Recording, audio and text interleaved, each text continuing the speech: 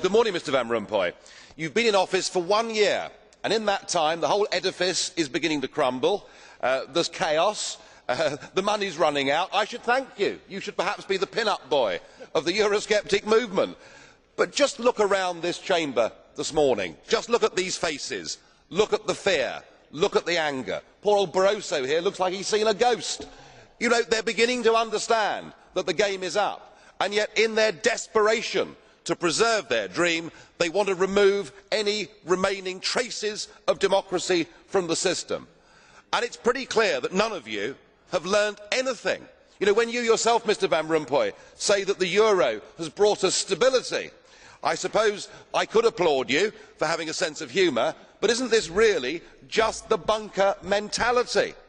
You know, your fanaticism is out in the open. You talked about the fact that it was a lie to believe that the nation state could exist in a 21st century globalised world. Well, that may be true in the case of Belgium, who haven't had a government for 6 months, but for the rest of us, right across every member state in this union, and perhaps this is why we see the fear in the faces, increasingly people are saying, we don't want that flag, we don't want the anthem, we don't want this political class, we want the whole thing consigned to the dustbin of history.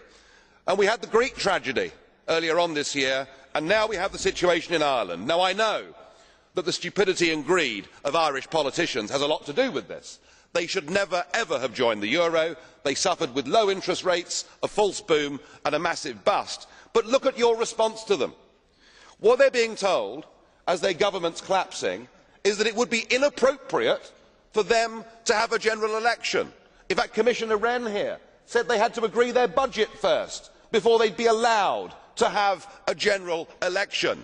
Just who the hell do you think you people are? You are very, very dangerous people indeed. Your obsession with creating this euro state means that you are happy to destroy democracy. You appear to be happy for millions and millions of people to be unemployed and to be poor. Untold millions must suffer so that your euro dream can continue. Well, it won't work, because it is Portugal next.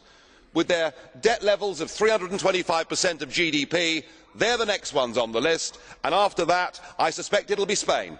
And the bailout for Spain would be 7 times the size of Ireland, and at that moment all of the bailout money has gone. There won't be any more.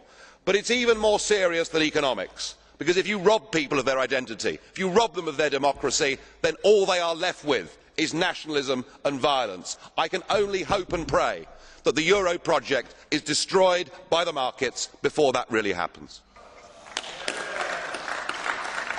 Thank you.